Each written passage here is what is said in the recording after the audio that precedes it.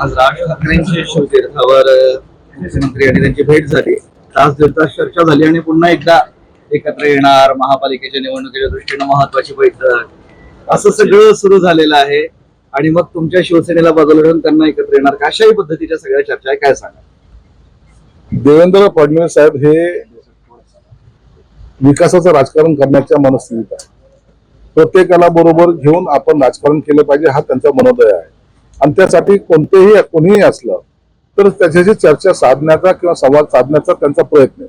म्हणून आज राजसाहेबांशी जी चर्चा झालेली की त्या कारणास्तव झाली की तुमचा काही ऍक्शन प्लॅन असेल, तुम्हाला या महाराष्ट्राच्या हितासाठी काही करायची जर तुमच्या कल्पना असतील त्या संदर्भात मला वाटतं त्या चर्चा झाल्या.